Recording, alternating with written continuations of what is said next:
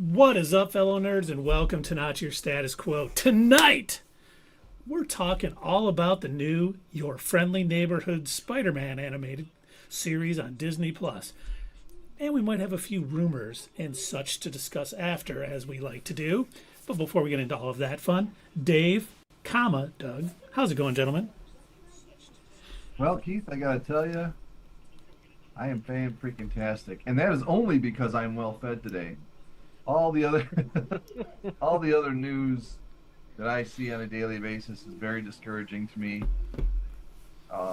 Plane crashes in midair, stuff like that. It drives me nuts. I'm afraid to see where this nation is headed. I'm scared. But at least we have a distraction that is the 2 episodes of the Peter Parker Power Hour. Power Hour. That I was looking for another P. That works. Thank you, Doug. And I watched them both, so it was an exact hour. So, well, let's talk about that instead of the depressing things. Doug, how are you doing? Well, Dave, let me tell you, I am outstanding. You see, I found out that there's actually a cruise ship that will let you stay on it for like years at a time. So I know what I'm gonna do. But no, actually, I'm kind of excited to talk to you guys about some new Marvel content. You know that I do love my nerdy, geeky content. Just inject it right into my veins. And yeah, it's been a while since we've had something from the Marvel machine. So yeah, can't wait to talk about it with you fine gentlemen. But before we get into that, Keith. Oh, yeah. Keith. Yes. How are you doing? There? I am tremendous. Always good to watch a little Marvel animation now, talk to you fine gentlemen about it. It's one of the highlights of my week. Among some other things, too. You know, Did you walk kids and 10,000 miles to do it, though? I would. I would walk 5,000, and then I would walk 5,000 more. I would do that. All right. Someone Just should to be sing the something. man who walked 10,000 miles to fall down at your door? Yeah. Oh, yeah. And be like, Da-da-da. And then find out it's the wrong door? your friendly neighborhood Spider-Man. Oh, man.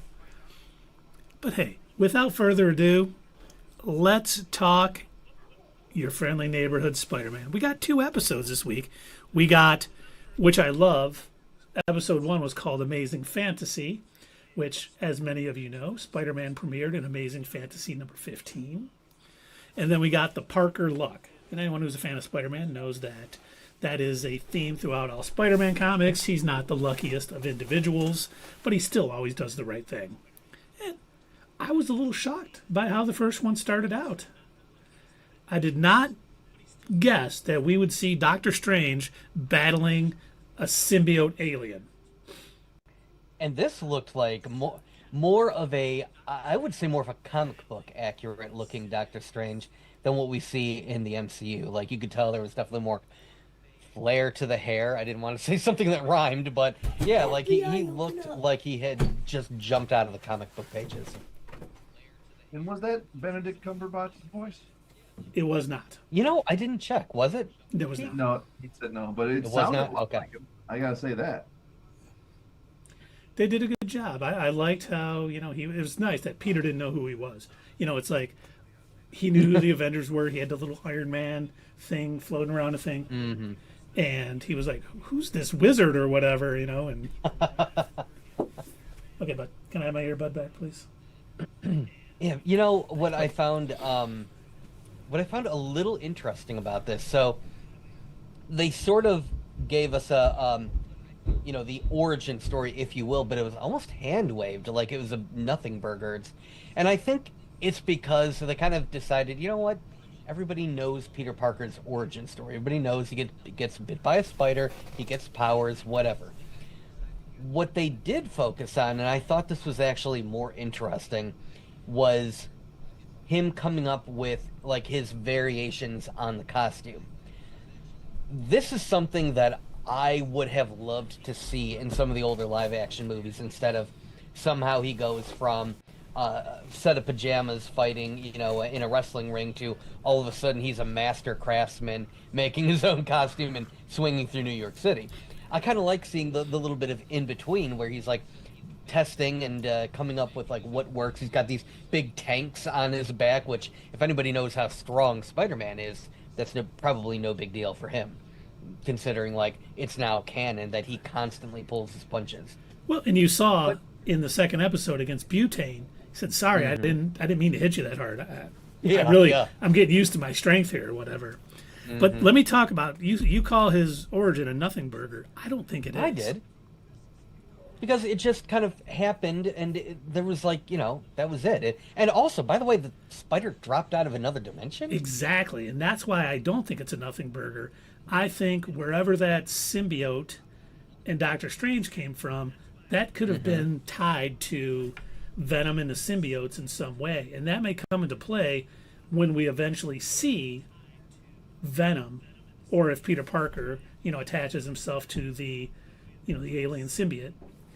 That could come into play. I was like, why would they change his, origin from being like a, laboratory, like radioactive spider to something like this? And I'm like, I wonder if it's going to tie in to any Venom storyline down the road. Like, that's why the symbiote is kind of wanting to come and attach to him before he gets rid of it. I'm like, it'll be interesting to see how they handle that, because I think we know they're coming with how this episode started. Well, it also makes you think that had Doctor Strange not showed up, then this universe's version of Peter Parker may never have become Spider-Man. True. And we do have a comment from Kevin Davis. Said, "I'm excited for Daredevil Born Again and/or Ironhead, Wonder Man, going to be the best show ever. Live action series from Disney Plus." I think we're all pretty excited about Daredevil Born Again, about Andor. Ironheart, I hope is good. I don't know how that's going to be. I'm excited for the Hood. It's exciting that the Hood's going to be there. And Wonder Man being the best. What were you getting ready to say, Dave?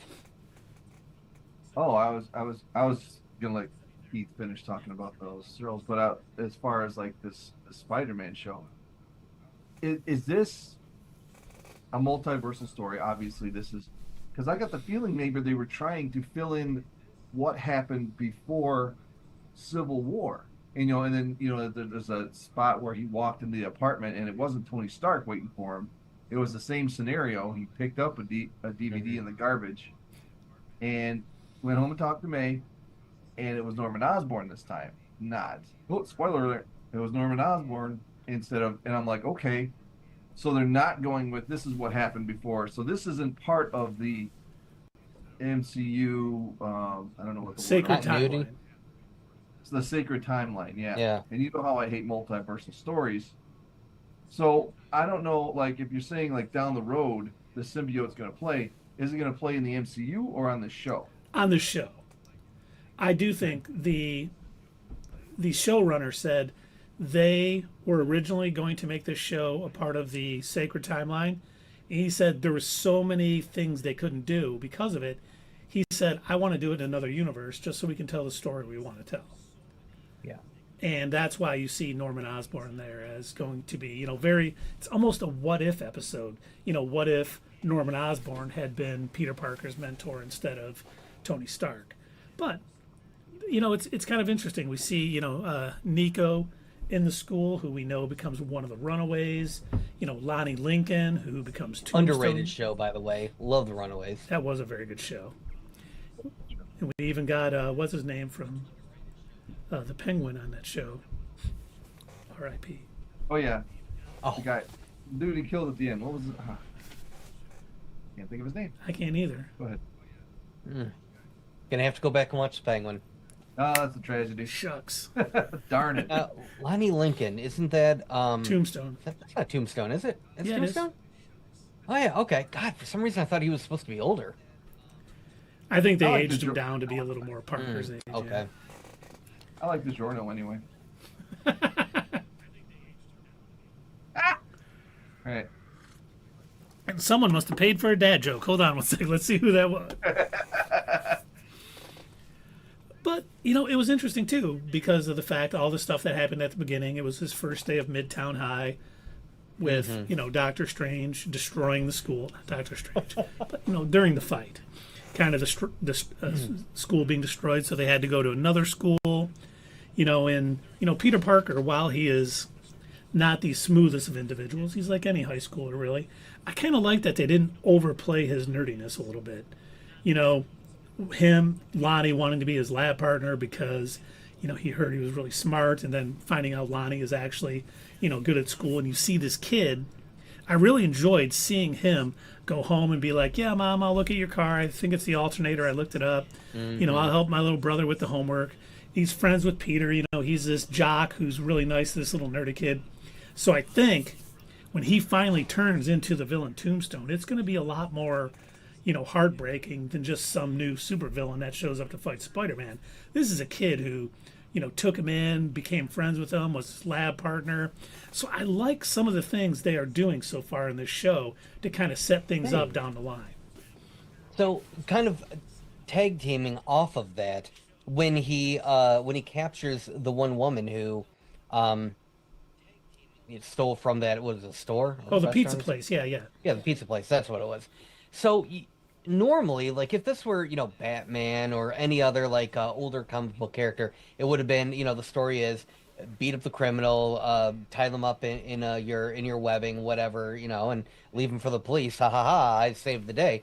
But now it's a bit more nuanced, and I'm glad that they're doing this. And I kind of hope that we see more of this in other comic books or comic book related stories, because the one key factor that's always been true about Spider-Man is he doesn't come from a lot.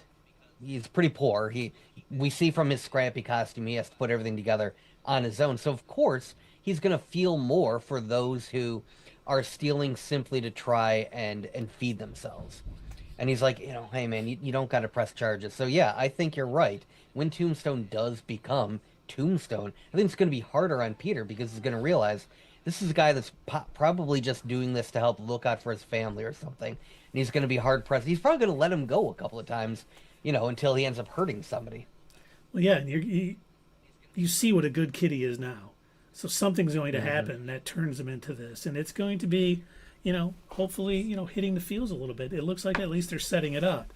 They're taking the time to let things play out and, build up to things, and not just have it, happen all at once, which is easy. It was a little easier to do when they're already renewed for season 3. So we know we're going to get probably at least. Can't get over that one. That's weird. So far from what we've seen, it's fine. It's an all right show. It's nothing super groundbreaking. Like I said, they're hitting all the Spider-Man beats for the most part. There's a few things that I like about it, but I was really surprised when you told us that it had already been renewed, not for just season 2, but season 3. Like, we were not sure that was going to happen for a lot of these other things. I mean, just like sitting there, like waiting, like, okay, is Andor going to get a season 2? As excellent of a show that is, and this one we haven't even seen. It's like, yeah, it's getting a season 3. Well, that's because they're skipping season 2.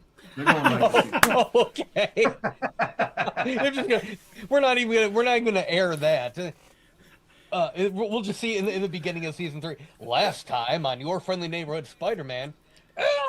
No, Aunt May. What? What did we miss? After season 3, they're going to have a flashback season 2. Right. Just to really throw people off. That's because they said that season 2 is always the most difficult season, so they're just going to go right to season 3. Oh, and then maybe 2 episodes will be from X-Men 97.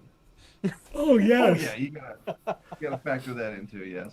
And I wonder if what other heroes we're going to see. Obviously, we saw the Iron Man hangy thing. We saw the Captain America picture with Norman Osborn.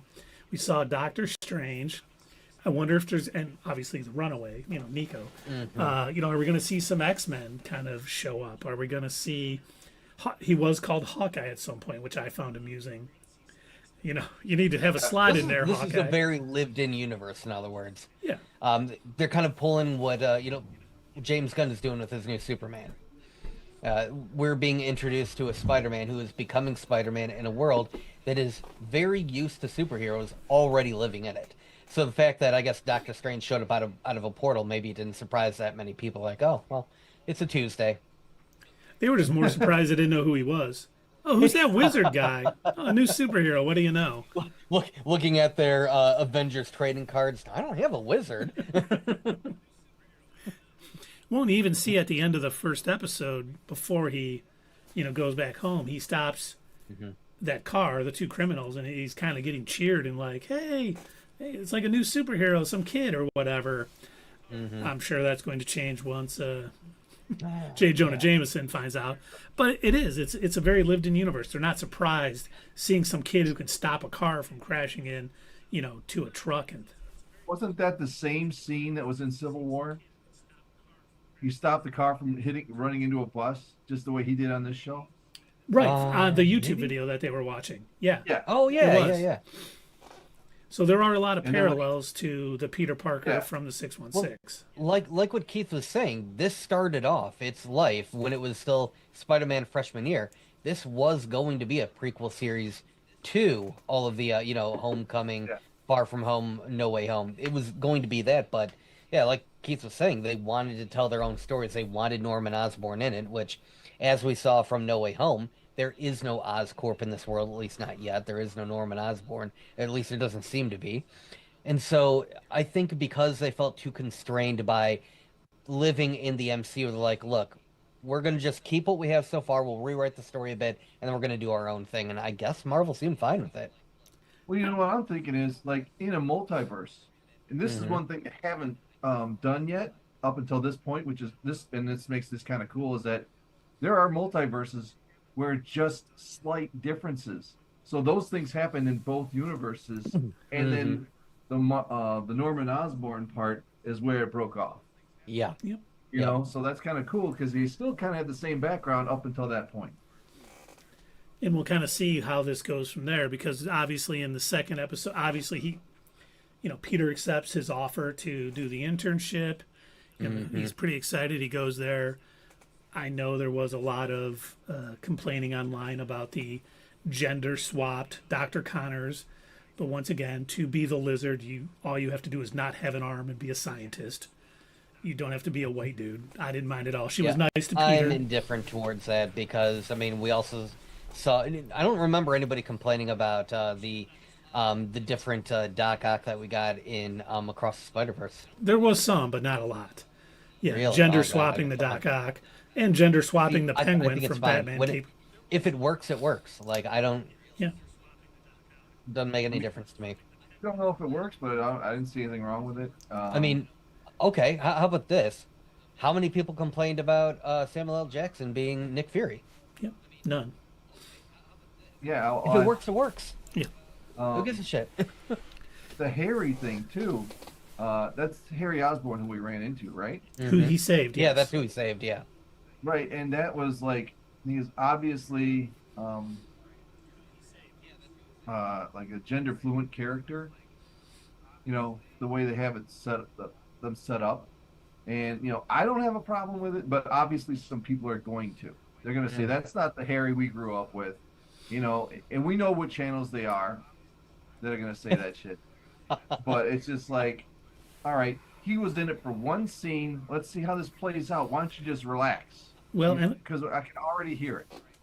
I do think that scene is going to be important, because the scene we got at the end of episode 2 when Norman's like, hey, let me show you this screen footage. I think the next thing he's going to say in the next episode is like, my son told me how you saved him. And I definitely... That's why I offered you the internship. Yep.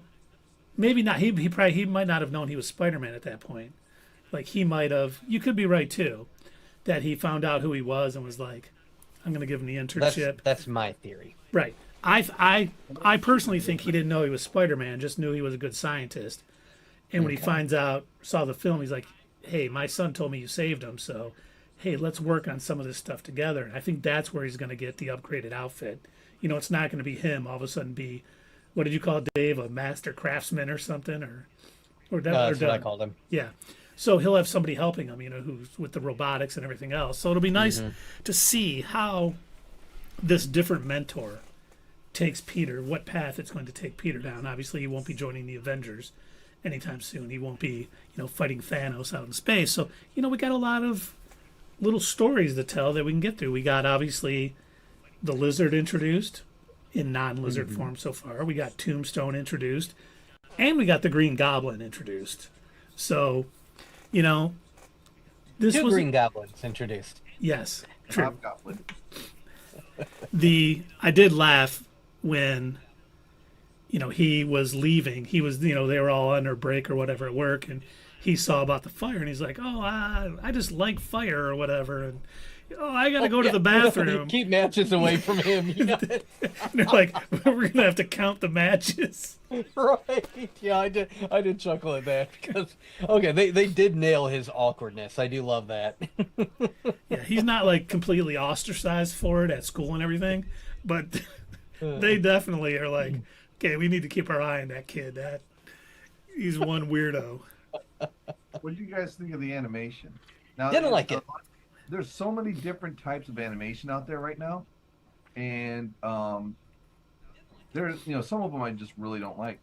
But this, I think Doug said you didn't like it, right? No.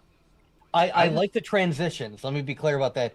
I like the transitions. I think whenever they make it look like it's moving from comic panel to comic panel, that's cool. That's tight. I enjoy that. But it doesn't look finished. The way they're moving, it looks like they were putting this in like some sort of 3D. Whoops. Did you have a question, Doug? I love Zoom. Anyway, it looks like they were designing it in some sort of 3D art program or whatever, and for whatever reason, it looks like it's missing keyframes or something because a lot of the movement looks rigid, and it reminded me. It's not as bad as, but it reminds me a lot of the 2003 MTV 3D Spider-Man cartoon, which. The story in that was fine, but the animation was god-awful. And the animation is better than that, but to me it's still not great. It's distracting enough that it does bother me from time to time. Like I'll notice the faces will look kind of stiff. They don't seem to be displaying a lot of expression. It's almost like, the earlier seasons of Clone Wars, how some of those could have used a bit more polish. That's how I feel about this. I think it just needs more polish. And maybe in later episodes or further seasons down the road, it will begin to look better when Disney starts pumping a little bit more money into it. But right now, to me, it's kind of rigid, it's stiff, it's not as fluid as I would like to see animation. It bothers me. It's not that great looking. What do you think of it, Dave? Well, I'm just thinking of all the different styles of animation that we do watch. I think like the Clone Wars type of the Bad Batch. Those are my favorite. I like that kind of a lot. But I didn't hate this one. I like it. I think I like it better than Into the Spider-Verse, because on Into the Spider-Verse, they're doing it in a unique way, in which some panels aren't finished at all. They just like kind of fade off and become into the background of whiteness, or I think I like it more than that. But if you're talking like, what was that Jedi show? It was the one with the 15-minute versions of those shows. Oh, Resistance. I'm sorry, Resistance. Yeah, that was bad. That animation, ugly. Don't show it to me. Yeah. So there's levels here, and I think this is like second tier rather than top tier. But I still do like it. See, I'm kind of with Dave. I did not think, like all of the previews and stuff, I did not like the animation. But once I started watching the show, I was like, it's fine. It's not anything. It's not, season 7 of the Clone Wars by any stretch. It's not the Bad Batch. You're absolutely right, Dave. Oop, didn't mean to say that, but. But I found myself watching it. There were times, though, like when the characters did seem a little too stiff and just move awkwardly. And I was like, okay, they need to fix that. But I think overall, while watching it, I was like, okay, this isn't what I thought it was going to be. It's better than I thought it would be. And I agree with Doug. The transitions where, like, even like Nico and Peter on the phone, so they each have their own little panel going back and forth. Mm-hmm. I like that. I thought that was really well done. So I actually liked it better than I thought I would, and I hope it continues. I hope Doug is right. I hope the show, if it does well and keeps getting more seasons, they get a little more budget to really, up the animation. Honestly, I'm saying that they didn't have the budget for it, but it's Disney. Come on, guys, you have the money. Pay your animators, please. For the love of God. There's no excuse for this. Like, that's got to be at least 50% of their business is animation. Yeah, no, they're trying to make all of their animated stuff live action now. And then they're gonna come out with all animated of their live Right. action. The movie you've always wanted to see animated, Moana. It's like, wait, didn't that? I swear I saw that as a well, okay. The live action classic Beauty and the Beast, now animated. Wait a minute. Red Knobs and Broomsticks animated. Wait, wasn't half of that movie animated anyway? Oh, Very Muppet. real quick tangent time while we're on the topic of bad Disney animation. God, have you guys seen the trailer for the new Snow White movie? Oh yeah, with Rachel Ziegler or whatever. Oh my God, the dwarves are so uncanny valley. Like, what on earth were they thinking with that? It's so bad. You know, Believe there's still a movie out. I can't. I can't. After everything that's gone wrong with this movie, I can't believe they're still putting it out. the fact I know. Why can't they be like Sony and Warner? Why Warner can't they be Brothers. like Warner and shelf something for the tax write-off? Right. and this movie may be good, but I don't think I can ever Sure. watch it because of the way it looks terrible. It looks Those things look like nightmare fuel. they do. watching I the can't trailer, take I'm my like, kids. They'll be up all night screaming. Right. Dad, you took me to see The Exorcist. No, that was Snow White. Oh God. Oh, and Sierra is out in Twitch. Hey. Always good to have you here. Story I don't know if I've ever told you gentlemen about, but when I was young, I used to go and stay over at my great aunt's house every now and again. And I'd sleep in one of my cousin's bedrooms. It'd be either my cousin Raquel's or my cousin Wayne's. And on this one occasion, Wayne was at home from college, so I stayed in Raquel's room, and she had a collection of these porcelain dolls all over her entire bedroom. Just tons and tons of these unblinking, evil-looking dear God. porcelain dolls from, like, mid-century America. And and then she had this big window. So the moonlight is shining through this window on all these dolls surrounding me and staring at me all night. So I didn't sleep that weekend. I can Yeah, imagine. that's scary as hell just hearing about And yet I think the dwarves looked scarier than those. Whoever decided they shouldn't hire little people to play that and do this instead should lose their job. I hate to say it. Just hire actors, please, people. Yeah. I mean, what was that? it. Yeah. It was funny because some of these people, insiders, Hollywood insiders on Twitter, had talked how, like, the advanced screenings and stuff, people were like horrified by the. I'm like, it can't be that. Oh my God, they were right. Yeah, right. Oh, and Sierra said she'll watch an episode tonight, and we'll be looking forward to see what you think of this, Miss Sierra. All right. Cool. I think. The other thing too to talk about. We talked about most of the stuff when he was fighting butane, and he noticed that the stuff he was wearing was from Oscorp. So another little true, yeah. plot thread they got. He's probably going to think, personally, I think Norman is behind all of this because you even heard the guy say, I loved it too. My boss wants to build a high rise on 52nd Street. Right. This is 51st Street. I Oh, well, love this he looks needed out to the go window down and he's anyway. like, he burned down the wrong building. Oh my gosh, that is beautiful. I love when they give villains character traits like that. That it kind of humanizes them a bit more, sort of brings it back down to earth. It's like, oh, some criminals are idiots too. Cool. Yeah, you blew it, pal. You blew it. You're on the wrong clock. well, he kind of did the right thing. He's like, I made sure the building was empty before I did all this. So it's like, okay, this guy's not overly oh, sweet summer child, you're on the wrong street. Well, then he tried to kill anyway. Even Right. though he was making sure that the building was evacuated, he was still trying to kill. He definitely was. But and I think we're going to see that Peter won't believe that Norman is a part of it. And he's probably going to confide in Norman what's going on and him trying to stop it. And that's what could easily turn Norman against him, because I do think at some point, I'm hoping season 1, we see Norman's transformation into the Green Goblin.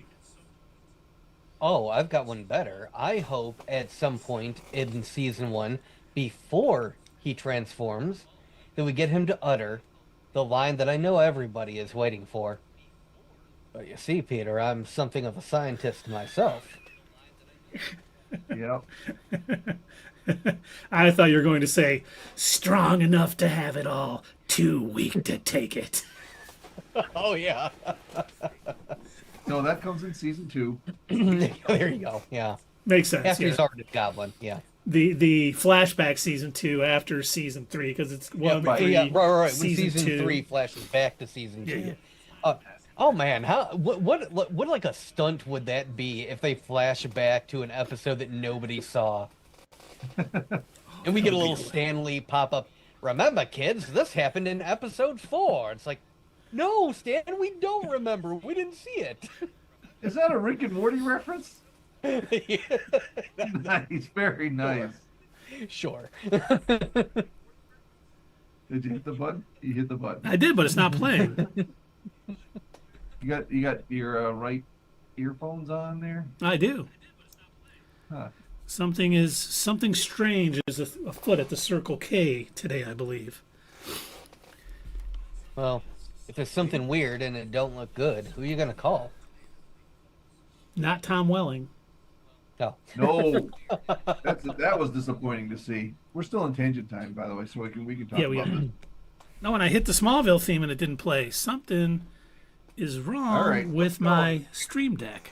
Mm, There's really nothing else to talk about that topic. He just got busted, and he was still on his the podcast that him and Rosenbaum have Yeah. this week. So really? And did you hear where he was busted? no, In Arby's parking lot. Oh, that's just disappointing. Well, then was it was. he eating there? Pull over in there. I think I don't know if he was eating there, but he got pulled over in there. But it was funny because people were posting his mugshot. They were posting shots when he was like a teenager on Smallville, and then showing him now when he's like 50. I'm like, oh my God, look at what's come of him. Yeah, that'd be like putting my fire extinguisher picture up next to what I Right. look like now. Right. And if you want to see what he looks like these days, just watch the podcast. He doesn't look that bad. He's just had a bad night. Nobody looks good in their mugshot. Never. Never. But, Especially me. oh, you always look What? awesome in your mugshots. The what? But back to round out your friendly neighborhood Spider-Man. We see lots of little things going on, that could lead to plot threads down the line. And I like how they're writing it. We see, obviously, someone at Oscorp trying to burn stuff down to build up their own high-rise, to make their own thing. We met Dr. Connors, who we know will probably try to grow her arm back and become the Lizard. We got Nico. We got Lonnie Lincoln. So many things going on that could turn into stuff. And I like the way it started. These first 2 episodes were a bit slow, but they still had their moments. I found myself laughing a couple times, like the whole counting the matches and, the whole 51st, 52nd Street thing. It has a nice little sense of humor about itself. The animation wasn't as bad as I thought. I honestly... One thing that I am happy about, speaking of the comedy, I'm glad that it's not as like over the top and off the wall as the Ultimate Spider-Man series. That would all the cutaway gags would take me out of it. It would annoy me to no end. Like that had potential to be a good show, but they relied too heavily on they really were leaning into like the cartoony, childish Family Guy style humor, and it definitely wasn't good. I think they balanced it out more of this series. I When agree they have with the that. Guardian of the Galaxy on there, and he says, "I am Groot," and then Spider-Man just goes, "He is Groot." That I don't know. That cracked me up. That was funny on that show. Very similar to I am Groot. I am Steve Rogers. Yeah, Yes. my friend Tree. But I'm happy with these two episodes. We should probably rate it now because I already started giving my rating. Yep. You know, Oh, the whole do you want to continue with it? yeah. The intro to me was pretty darn entertaining. It incorporated a little bit of the older '60s theme and kind of updated a little bit. I liked seeing all of the corner, the corner of the comic book type little boxes kind of showing through. I thought it was really well done. I'm definitely not fast forwarding past it yet or skipping the intro yet. And just the way they kind of very lived in universe, very juxtapositioning of what happened in the sacred timeline 616, but instead of Tony Stark being his mentor, we get Norman Osborn and the stories that can come out of that, and just seeing the voice actor who's doing the Peter kind of do a good job of the confidence in his voice when he's Spider-Man, and then sort of the awkwardness. I think Doug hit the nail on the head earlier when he's talked about he's still an awkward teen, and it really shows up. And I thought he did a good job of handling both roles, and just seeing all of the little plot threads that are starting to come about that can go in any different direction. I'm pretty excited for. I hope we get more superhero cameos, but they're, feel like this. Doctor Strange popping in there with the symbiote. I didn't roll my eyes like, oh, here we go. I was just like, okay, where's this going to go? Is this going to have some bearing, down the road? Is that spider that bit him being from potentially the symbiote universe or something going to have an effect on Spider-Man? And just overall, I thought it was well done. Now, all of the early reviews, all of the channels, and all of the people who got all 10 episodes of the first season have said it really starts up a little bit, slow, but it really ramps up. And they said, like, the season finale will grab you. So I don't want to build this up more than it's going to be. But I think for the first two episodes, I think it was a decent start. I didn't think it was great. I wasn't, blown away by it. But it was good. It was better than I thought. I'm going to give it a 7. Well, who's next? Well, you spoke, so it's you. Okay, we'll save the best for last with Doug. So, and sandwich my negativity right in the middle. And I don't really have anything really negative to say. I don't have anything overwhelmingly positive to say. It's like Keith said, it started off a little bit slow, but I think I view it like a snowball. It's going to build steam. They have to lay the groundwork first because the wider the base, the taller the peak. You know what I'm saying? Your math checks out. So they got a few things going. Like they introduced those characters that you were speaking of, and how their role develops over the next 8 episodes. We'll see. We'll see if they can expand stories, start stories now that go into season 3 after we skip season 2. And what about that spider? That spider that got its web cut, and the one that bit him, it got away. It went with somebody else, I think. So does that mean that somebody else is going to get bit somewhere? Who knows? Is that another storyline? I don't know. That's a good point. I didn't even think of that one. Yeah. It could happen. In fact, actually, that could be another branch, considering when Ned asks Peter, so hey, what happened to the spider? And he says it's dead. Yeah, this So one is that not. and so in the MCU version of Spider-Man, he saw the spider, and it didn't make it. Right. So there's no. That's another multiversal branch right there. Mm-hmm. That spider lived. That could change a lot of things. He could go straight to Eddie Brock right now. We never know.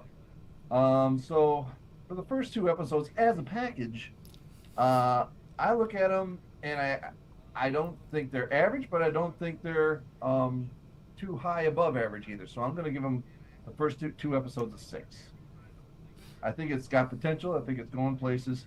You're going places, kid, but it's just not there yet, and I'm intrigued to see where it does go. Yeah, I'm kind of in a similar vein as Dave. I know, big surprise, right? um, my biggest hang up with this, and I know that I'm gonna sound like I'm just over here complaining, I'm being cynical, but I'm a very visual person. I always have been, and the fact that a lot of the characters they seem too stoic, so expressionless and very stiff. The motion seemed a bit jagged at times. It just had a very unfinished feel to it. It had a very we're new to 3D animation feel to it, and it's like with as much money as Disney and Marvel has combined, there should be no excuses for this. I know that it's common practice in a lot of these big studio environments that, the ongoing theme seems to be, yeah, we'll just animate it, and by the way, we're going to rush them and underpay them. Like, you hear about that all the time, and it's hand-waved constantly. I mean, the the mistreatment of these animation studios and these animators it needs to be spoken of more, and I wouldn't be surprised if this was, again, another case of this. But I won't get on my soapbox about that. At least not today. Maybe later on if this keeps up throughout this whole season. But no, I think it has potential. I think it could be good. It's definitely better than I thought it would be based on the previews. The initial trailers that we saw, I wasn't impressed. The initial plot that we got this was back when we were still in our studio, when we were first talking about it and when it was still called Spider-Man Freshman Year. I remember Keith was reading to us what the plot was, and all of us were kind of like, that does not sound good. They do not need to do that. Nobody is asking for this. And yeah, I guess at the end of the day, it's fine for now. These first 2 episodes were fine. They weren't groundbreaking by any means. They didn't really do much new that we haven't really seen in any other Spider-Man thing, other than they really, really hand-waved the whole origin of it, to the point where at the point in this series, Uncle Ben exists. They bring him up, but he's dead. So we don't get a great power, great responsibility speech. And I don't know if that is still leftover from when this series was originally going to be a prequel to Homecoming and Far From Home and No Way Home. And so they're like, well, Aunt May eventually gives him that speech. But it does surprise me that we've got a universe where Peter Parker kind of already knows I've got this power, so therefore I need to be responsible with it, and I need to be more of a hero. And I think that might have to do with the fact that this is such a lived-in universe. The fact that we're introduced to the fact that, Iron Man and Hawkeye and all these other characters clearly already exist. There could already be an Avengers team for all we know. I mean, it's hard to say what this version that this Spider-Man lives in is like, but very clearly he seems to have at least other heroes to look up to, so that's good. See, I thought the same thing you thought, Doug. Just to think, when Uncle Ben was already dead, I'm like, they're kind of saving it for Aunt May to tell him. Kind of have that. We've seen so many parallels between this and the MCU version that they're just going to go that same route. And Dave was correct in the fact that he how did you phrase it? Hold on, did I lose my train of thought? I did. Okay, I'll circle back to that. There was something I was going to say about what you said. Now I've forgotten what it was. But anyway, animation, I already spoke about that. It was fine. Needs to be better. Not that great. Voice acting, really good. You guys both brought that up, how some of these characters kind of sound like their MCU counterparts. Oh, right, that's what Dave was talking about. He mentioned the parallels between what we see in Civil War and then in this. And again, you can tell this was definitely supposed to be something else when it was originally conceived. This was supposed to live within the world of the MCU. Clearly, it has branched off since then, and it's kind of become its own thing. I don't hate it for that. That's fine. If you want to tell your own stories, that's good. You shouldn't have to feel like you need to be constrained within that universe. And I think that's what I love about what DC is doing. They know that there is a lot of potential in the Batman movies, they're not going to constrain it within the world of James Gunn's DCU. They're deciding, you know what? It's good on its own. We're going to allow the Batman and Penguin and all of that. That can be its own separate thing. It doesn't have to be rolled into the DCU, at least not as of yet. And that's cool. That's fine. If you've got a good standalone story, tell it. And so, yeah, I'm not mad at your friendly neighborhood Spider-Man for, being able to tell its own story, for not feeling too constrained by the world of the MCU that clearly was a reference and starting point for this. So I think with all of that said, the fact that they balanced the humor, yet the animation wasn't that great, I think it still has some potential, but at the moment I'm not very blown away. So yeah, like I said, I'm kind of in a similar vein as Dave. I'm going to give this a 6.5. It's a little bit above average, but like not by much. So 6.5. Well, That we was fell perfect. all right into He gave us place. 7. Yeah, he gave us Perfectly 17. balanced, as all things should be. Yes, it's in balance. Thank you, Thanos. And the interesting thing about this show, we'll talk about it at the end of the stream too, but we get 3 episodes next week. This is a 10-episode series that is going to be done in 4 weeks. We get 2 episodes, we get 3 episodes, we get another 3 episodes, then we get the final 2. I don't know if they're doing that to get this all out before Daredevil Born Again comes out, but I'm not complaining. I like the fact we're not getting it all at one time.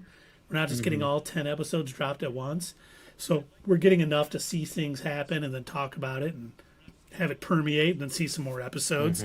So it's interesting why they're doing this. I don't know if it just fits. Dave made an excellent point on Slack when we were talking about this at first, saying maybe it's like the Bad Batch where they'll put together episodes that need to be put together. So the next 3 episodes may be one long sort of plot that works together all in one sitting. And then maybe the next 3 all in one sitting.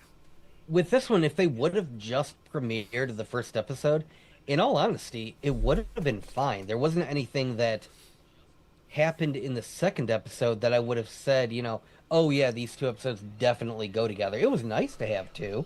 So I guess thank you for that. It definitely gives us more content. But this is one of the few times when I'll say that the first episode by itself was fine on its own.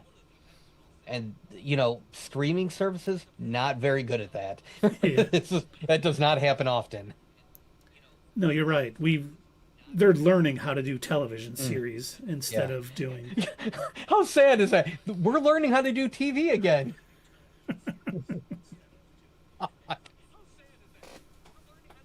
Well, when I watch these shows, I always think back, like, DC always did the better animation shows than Marvel did.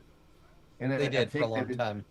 Yeah, I take that into account every time a new Marvel animated show comes up. I'm like, all right, is this going to be the good or the bad?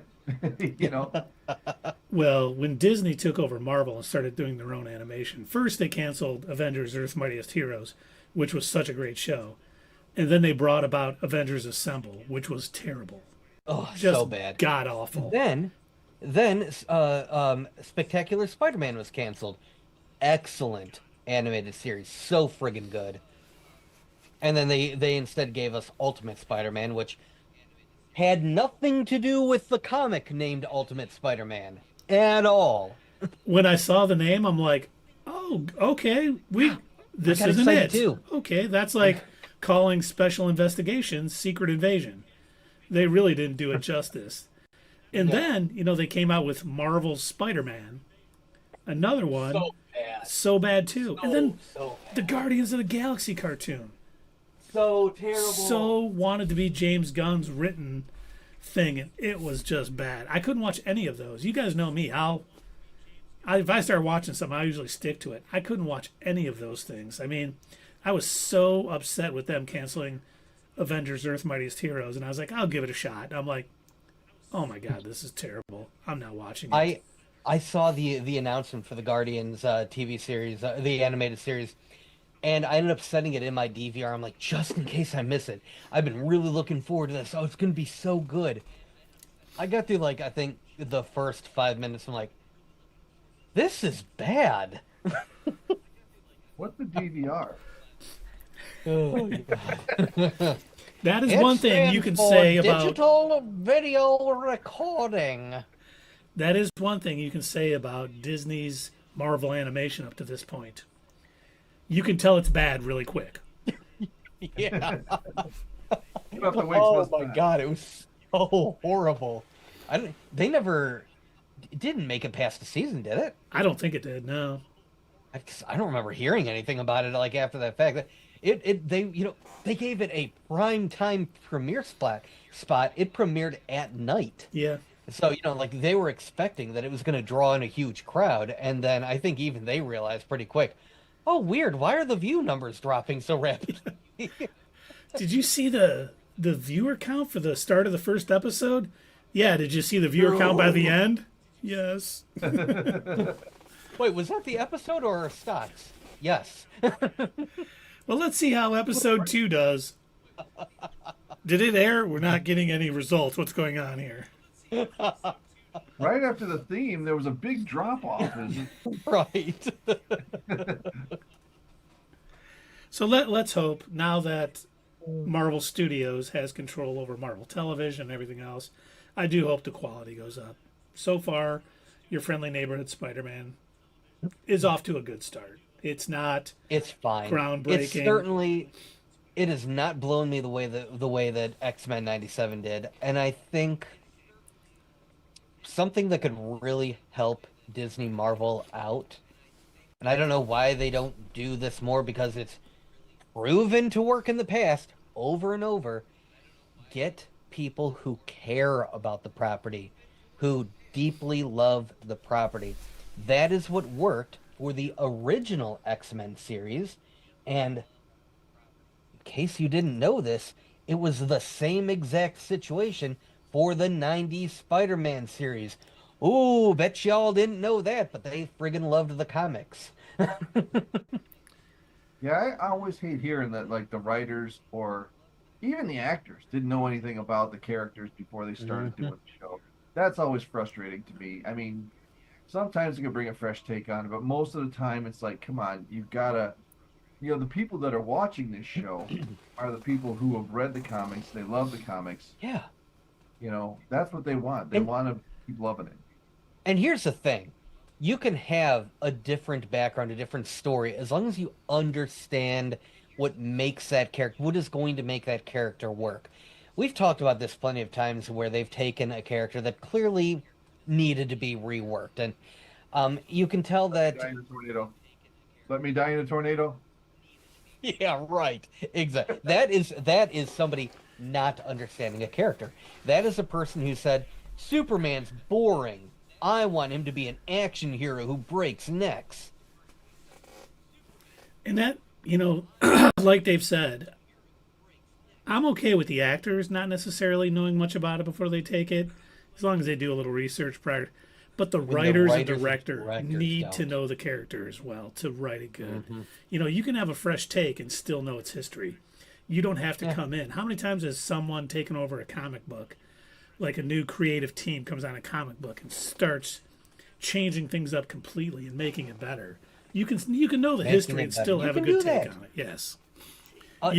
Prime example, Deadpool. Do you guys know what he was like in his original comic book appearances? Yeah, he was Deathstroke. He was Deathstroke, but Marvel. Yeah. Exactly. He was. I was about to mention that, Doug. You read my mind because I got the graphic novels over here, and I was about to mention it wasn't the way it is now. It was so different, and I almost gave up on it, but I'm glad I did. I wanted to get the name of the author too, and I don't think we should trash anybody on here, so I'm not going to. Yeah, we won't trash the guy who originally wrote it, but let's just say he can't draw feet. He was doing what Marvel wanted him to do. So no, true. But the guy it was something Kelly who changed him into the Deadpool we know today. Kelly.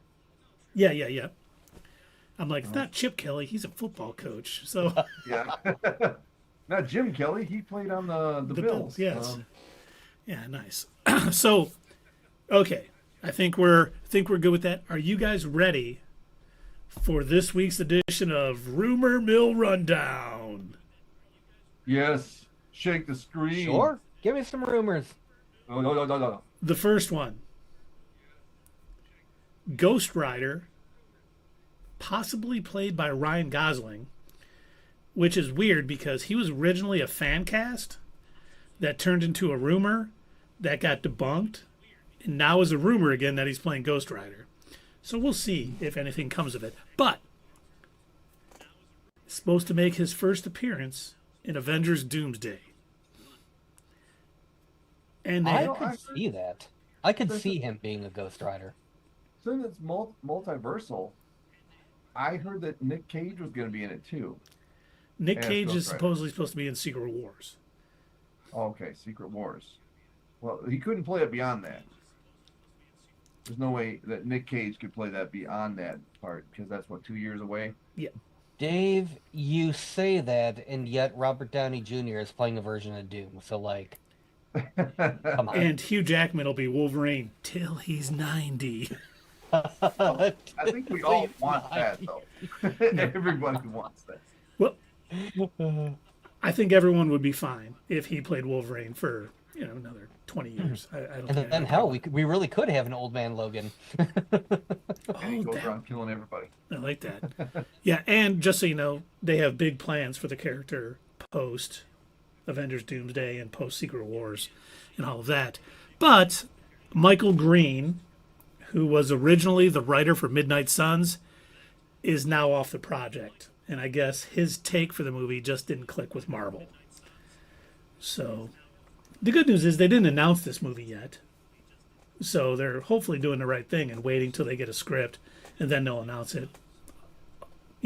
Unlike they did with Blade, who they announced it when they hired an actor, and now, 25 years later, we still don't have the movie or filming or anything else, but hopefully we get it soon. So I hope we get a, during the, Mutant Saga, I hope we get Annihilation on the cosmic side with Nova and Annihilus and Guardians and everything. And I hope we get,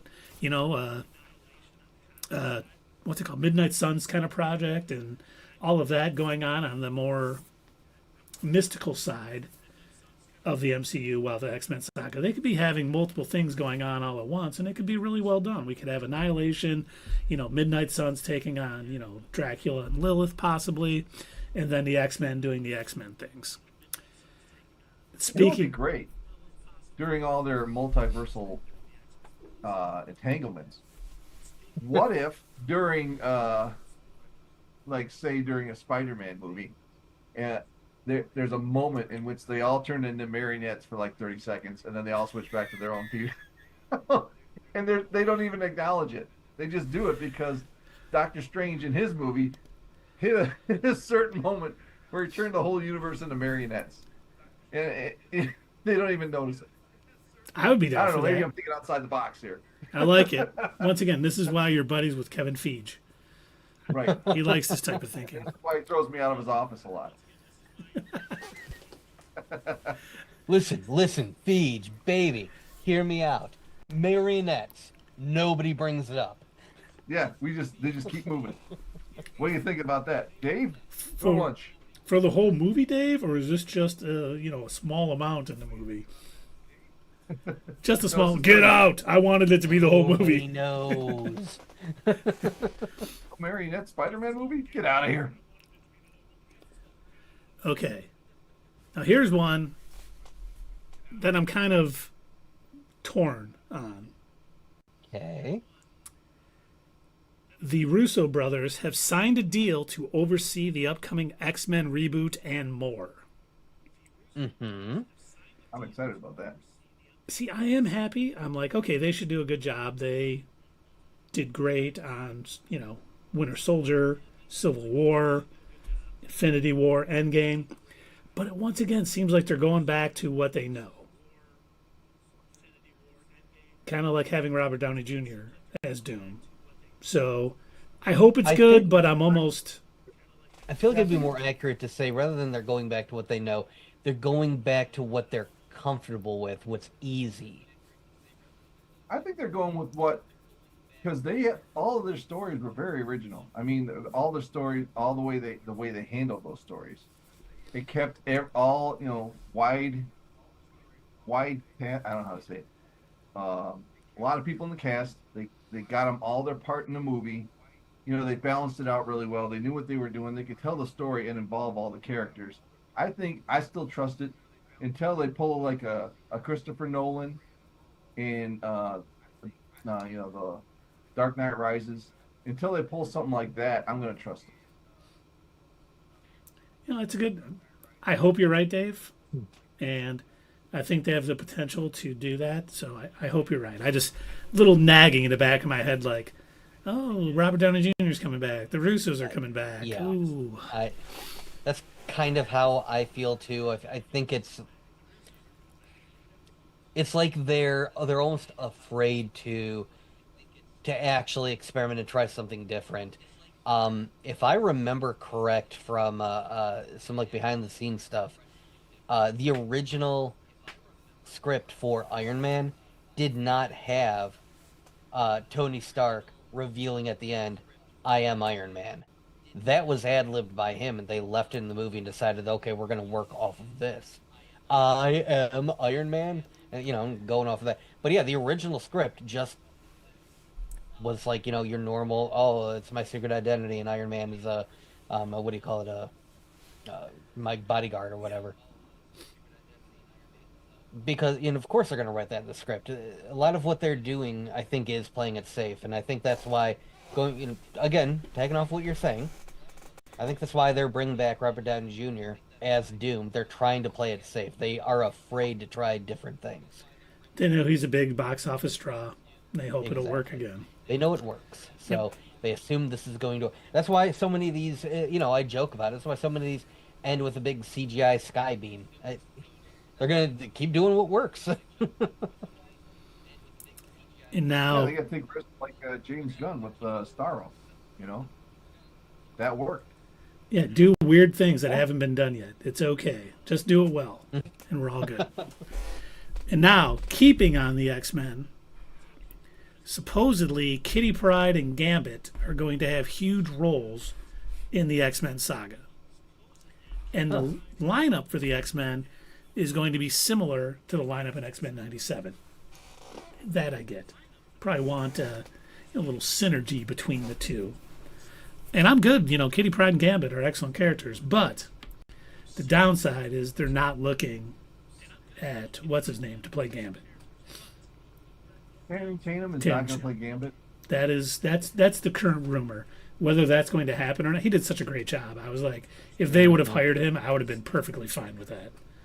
And who knows how true this rumor is? Nothing has been confirmed by the trades. We haven't gotten actual legitimate casting news, so we don't know. But it was. Who was rumored to play Rogue? I know I saw this somewhere, but I forget her name. I haven't seen that. See that? No, I haven't seen that. Nice. I saw a rumor. It's a rumor, but I'll look it up. These are all rumors. Nothing true. Nothing has been confirmed yet. And while David, I'll be honest, I don't follow rumors. I wait for Keith to tell me all of them because they change so often that I just can't keep track. And at the end of the day, I get to the point where I don't care. Not until I get an official, an official statement. And so I'll wait for Keith to tell me the things that he thinks have a little bit more bearing, because usually the things that we hear from him tend to be more on the, okay, this has been rumored enough by enough reputable sources that we can trust it. Keith has never told us just some straight out of the this is a rumor that I heard from XX Fartmaster 69XX. Oh no, the next one is from XX Fartmaster 69XX. Dang it, Keith! It was this is all from Screen Rant, by the way.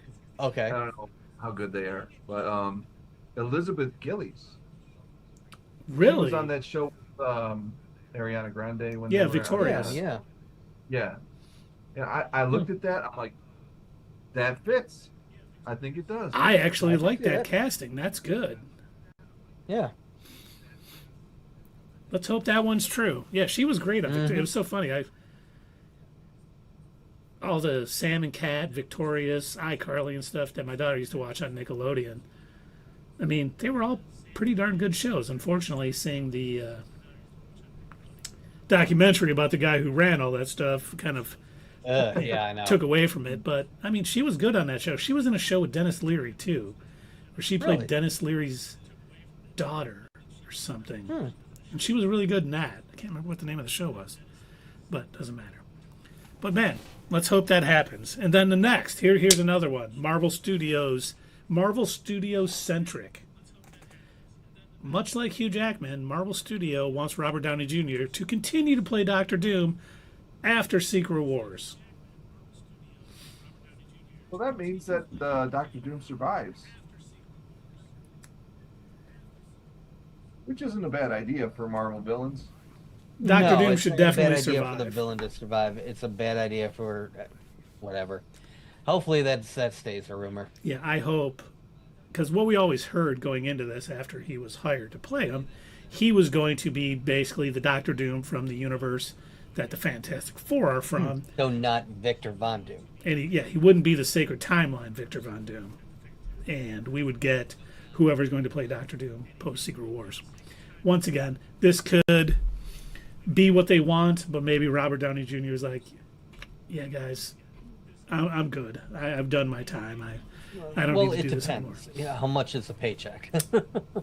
Plus, by the Because- time out, I'm not being ageist, but he's gonna be mid-60s when Secret Wars comes out. How much more has he got in the tank? How long do you have that character planned for your future? You're right. You know what I mean? It'd be Well, very. Dave, I heard that they wanted you to play a variant version of Thing from Fantastic Four. Are you going to turn him down? I got the look down. I'll tell you that. But no, I'm too old. I'm too old for the character. Sorry. Well, you'd still do great, Dave. Don't let anyone tell you otherwise. And now, a change. For those of you who heard, Benedict Cumberbatch said he was no longer in Avengers Doomsday. He has came back and said, I will be in Avengers Doomsday. Okay. Okay. Andrew Garfield. But Chris Evans has come on record denying that he is coming back as Hydra Supreme Captain America in Avengers Doomsday, with the quote saying, I am happily retired. Uh-huh. Does this fall under the same thing as Andrew Garfield? Toby Yes. Maguire and Andrew Garfield? We're not in any Spider-Man movies. Okay, so somebody find Tom Holland and get him to spell it for us, because Where's Mark Ruffalo? Hey Tom, what was it like being on set with Chris Evans and Robert Downey Jr. again? It was great. oh, Yeah. it was amazing having a. Oh wait, was I not supposed to tell you all that? Oh, You should see this next one, man. Everybody died. Now here is the one, Dave. I need you to be sitting down for this. Okay. I know you're going to be super excited. You're probably not going to be able to sleep boy. tonight after you hear oh this. Boy. This should be good. Marvel is looking to cast Jared Leto as a villain in the Mutant Saga. Oh my God. Not Morbius. So don't go crazy. Oh Oh boy. I was gonna say which villain. man. The one that has popped up the most is Mr. Sinister. It's always left-handed. Yeah, I could see that. He may not be I bad mean, at it. already kind of a crime guy in real life. Why not just put in some face paint on him and make it real? Get Ezra Miller in there too. I would hate to be on set with him while he's his not coming out of character as Mr. Sinister. Acting like he's actually a mutant. Now that was the villain in X-Men '97, right? That's the show I'm Yes, remembering. Mr. Sinister. He's like a geneticist, and yep. So I know Dave will be up on his Jared Leto boards all night. Did you guys hear? He's gonna be awesome. Jared Leto is like an insufferable, like terrible actor, but he would be a good Mr. Sinister.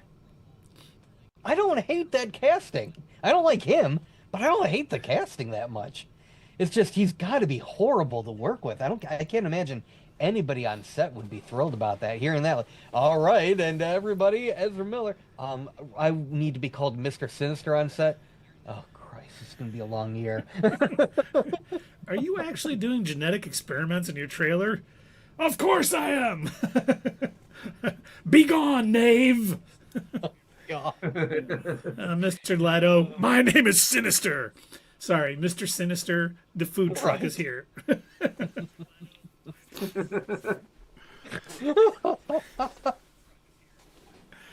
All right. Yeah, that's oh man, that is so weird. Like I hate it and I love it at the same time. What's happened to me, man? Jesus. They I'm may sorry, be, go ahead. they may be able to dig into him and really bring out the best to get a good Mr. Sinister. Like when I first saw they were hiring him, I was like, oh dear God, what? And then people were like, I'm like, kind of like Doug. I'm like, that might work. Crazy as it is. Right? And now here's one that'll get a collective eye roll from everybody. Oh no. Okay. The Rey-centric Star Wars movie, tentatively called New Jedi Order, has found a new writer, George Nolfi. He has worked on The Bourne Ultimatum and Ocean's 12. Has now been enlisted to write the movie. Well, Sure, why not? 50-50, I guess. I was going to say over under on him being the writer for a year or until it comes out. I'm going to go under. I think we'll be having a new rumor in about 6 months saying there's a new writer coming on to write this. I mean, I hope I'm sure we're going to get a rumor that it's been delayed indefinitely. that very well could be. I wouldn't be surprised. This has went through so many writers, so many iterations.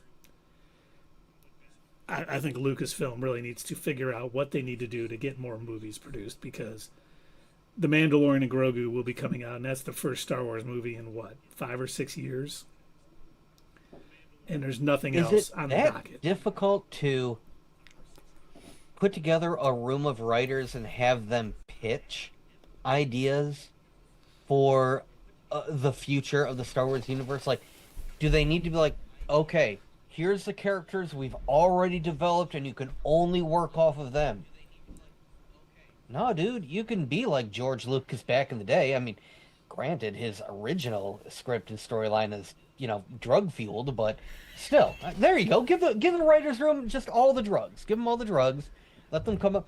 Leave them in there for 24 hours. Come back. You're going to have the most amazing. You're going to have to narrow it down. It's going to be, a 26-hour movie, but once you narrow that down, you're going to have some great Star Wars. That's 9 trilogies you got right there. We will never stop winning with Doug's plan. It'll just be hit after hit after hit.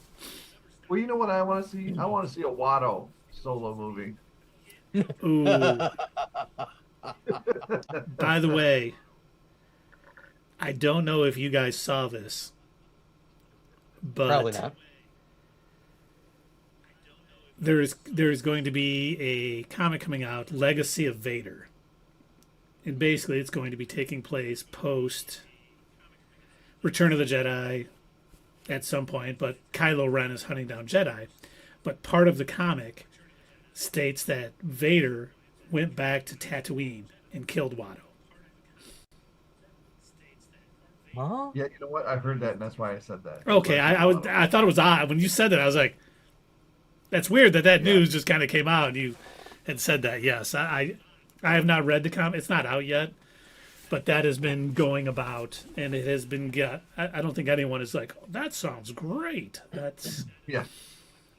It'll be gruesome. I think Vader had better things to do with his time, hunting down Jedi and stuff, than going and killing Watto. But I guess the thing that most doesn't work about that is the fact that we saw Anakin already go back, before he turned into Vader, already go back to Tatooine to look for his mother, confronted Watto, didn't kill him there, but then went on to slaughter an entire Tusken Raider camp. So, yeah, that doesn't track. That doesn't sound like something that he would feel driven to do. Like, what would be the point? the only thing I can see is that the Emperor's like, go kill that guy who held you as a slave. But that wouldn't even make sense. He'd make some do other weirder crap. Go kill a Jedi without a saber and bleed his lightsaber as your own. I don't get a By weapon. the way, I'm taking your robot legs away from you. What? Why? more Because fun. something dark side. And I hate Jawas. And while we're talking about comics for a minute, before we get into the next Star Wars rumor, the good news is a new volume of Star Wars comics is coming out. They have finally gotten done with all of the runs between Empire Strikes Back and Return of the Jedi. So this new set of comics will be all post Return of the Jedi. And we are going to see the Battle of Jakku play out and the things that happened there. But for me, the best thing is Han Solo's back. Because all of the comics that took place, the 200 and some comics or something along those lines, that happened between Empire Strikes Back and Return of the Jedi, obviously Han was in Carbonite. So he hasn't been in it. So at least we get Han back for these. I'm looking forward to... I've read them all on Marvel Unlimited. So hopefully, these are interesting. I haven't started the Battle of Jakku yet, or I forget what it's called. Star Wars, the Battle of Jakku, maybe. Battle on Jakku. Yeah, something along those lines. Couldn't have lasted very long. I mean, look at Tatooine. That they didn't. It's a desert planet. What else is there to overcome except for like a Hut type of character? Well, the only thing that makes, I think, the Battle of Jakku so monumental in Star Wars land, it was where the New Republic finally defeated the remnants of the Empire. So we'll see. But then, of course, we know still the Shadow Council is out there in the Mandalorian, and Thrawn is out there. So even though they say that's when we took out the last remnants of the Empire, they really didn't. The Empire's still out there, but hopefully they do some good things. Some of the Star Wars comics have been great. Some of them have been good. Some of them not so good. But I'm just excited. Oh, nice. Valence? Oh, Yes. I like that cover. So, I've been going through withdrawals of the Vader comics ever since they ended. I love the Vader comics. They're so phenomenal. So, this has been the new one. That, and of course, obviously, Zack Snyder's beautifully illustrated comic. Don't know what I would do without it. Rebel Moon, the illustrated comic adventures based on the hit movie. I made sure that I put in, full order at the comic book store for that. As we all did. It's going to sell out. They're going to have to do multiple printings of that comic because everybody's getting I'm going to get all the variant covers. Yes. Blood Axe and another one with Blood Axe and that Tim guy one with... I mean, that movie, it changed the way I see the world. It was so bad. really took me to a dark place where I started to question reality itself. How did this movie get made? Who greenlit this thing? But okay, this last Star Wars room. Oh, go ahead, Doug. Why are there hyperspace portals space vaginas? And why are their lasers so wet? I don't understand. I've never seen such a wet-looking laser blast. It makes no sense. It shouldn't be. I shouldn't shoot you with a gun and the residue be moist. Well, they're still working on the laser part, and it's still splattered. It was more like plasma, really. I just thought it was cool looking, you know. It doesn't matter that the laser has to be a certain temperature and moisture would burn off and evaporate instantaneously. It just looks cool. That's what I wanted to do. Now, the funny thing is, this last Star Wars rumor has ties to Zack Snyder. Oh, dear God. But only in an actor who is in one of his movies. Oh, okay, good. Henry Cavill is in talks for an undisclosed role in an upcoming Star Wars movie. Hell yeah. And this follows an older rumor that he's being eyed for the new Star Wars trilogy that Simon Canberg, known for X-Men Dark Phoenix, was tapped to write and produce last year. Hell yeah. Yeah. Not the Dark Phoenix part. Right, just the Henry Cavill getting a Star Wars. Yeah. I think The tapped for writing, the person who wrote Dark Phoenix terrible idea. Don't know why you would go with that, but especially wasn't it the same guy who wrote both Dark Phoenix? Yes. it is. Yes, That's called yeah, failing great. upward. he wrote The Last Stand, Dark Phoenix, and now he gets a Star Wars trilogy.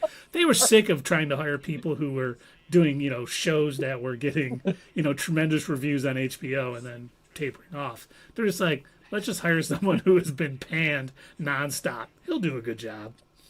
He's going to be like, all right, hear me out. Has there ever been a Jedi that had cosmic powers and maybe they morphed into sort of like a bird-like being? Could perhaps, after they get these cosmic powers in a bird-like thing, it turns them evil perhaps, and they turn against the ones they love? Yeah, but we're not going to write it so it happens. It's going to be so quick that they turn evil. There's no heartbreak that they did this. They're just going to start murdering people. We don't have the time. There is no time. You can stretch that out over the trilogy. There is no time to do that. We can't rush it in one movie. Cannot. We don't even need to know who this character is. Just listen to me. This is a montage. There's somebody, they get bird cosmic powers, they're evil. Like 2 minutes. We don't even have enough time to play a Phil Collins song before they're evil. We need like a weird science montage. So it's done in 30 seconds. I'm sorry, did you say you've done this twice? Shut up. Anyway. Yeah, it was a great success both times. Wait, who is this guy that we hired again? I don't know. I didn't really check his writing credentials. Ryan Singer? He wrote some X-Men movies. I heard some good things about some of those ones. Which ones did he write? Don't worry about that part. Let's just get him in here. Yeah. Well, which ones did you like? I wrote those ones.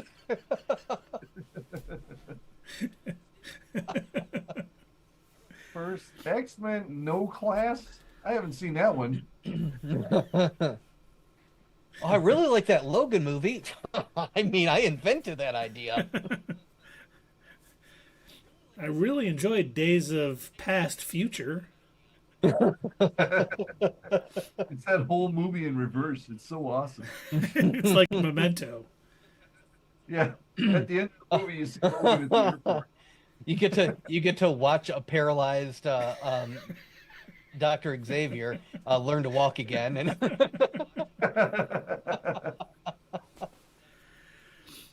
and then create the Holocaust, I guess. Damn you, Xavier! How rude. Ow.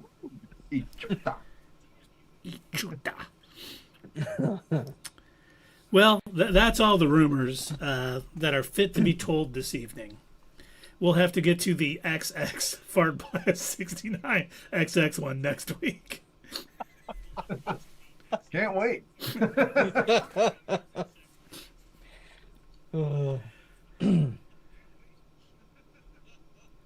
God. Maybe we should find somebody to raid this evening, gentlemen. You know who was on a few minutes ago? Dr. Detroit. He's gone now. Yeah, I don't see him. Oh, He only had man. one viewer. That stinks, because we would have definitely raided Dr. Detroit. Yeah, it's been a while. I wonder how he's doing. Let's see. Bubble is on. Macaw 45. We only got 3 viewers, so we'll not go to T-Pain. Tiny. He doesn't seem to appreciate that. No, he did not. Tiny Valkyrie. Yeah, let's go to Tiny Valkyr. Sounds good to me, sir. Yep, I like I that. guess. It's not spelled right. It's hard for me to pronounce that as Tiny. I know that it's going for Valkyrie, but like K-Y-R. I don't know. I feel like it's missing an E or something. It definitely is. I-E. I just call it, I just don't even care. I just call it what I think it should be, and I'm good with that. It's bothering me, Kate. Is Tessa Thompson on that channel? She is not. for anybody wondering what we're talking about, if you are watching us on YouTube, by the way, thank you very much. We love our YouTube fans. In fact, it's where we got our start. But if you're wondering what we're talking about, rating is something that we do over here on Twitch. It lets us take our 3 whole viewers and send them off to another channel on Twitch, kind of showing the love. 3 people's worth of love in this case. Don't really have a good way of doing that on YouTube, but you know what? In the meantime, if you'd like to see more of what we're doing, make sure, if you aren't already subscribed to us, hit the like button. Comment. We love hearing your comments. What do you think of your friendly neighborhood Spider-Man? Let us know. And, you know, if you want to see our next live streams, we usually do these every Thursday and every Sunday, but I think we're going to move them to Mondays, if I'm not mistaken.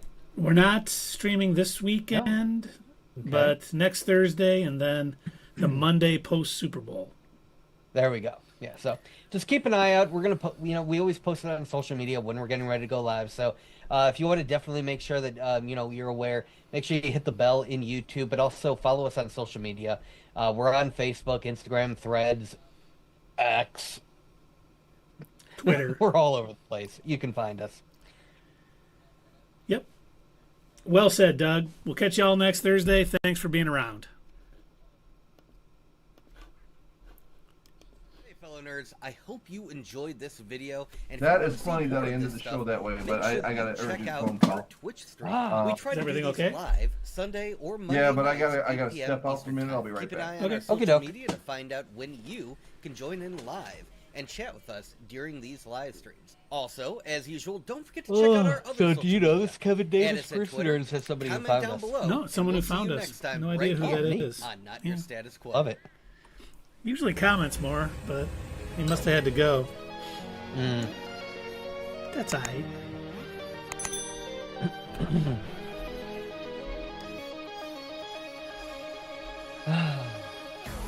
I had a scheduled redo session for a Discovery client this afternoon. Oh, dear Because God. nobody showed up to the last one.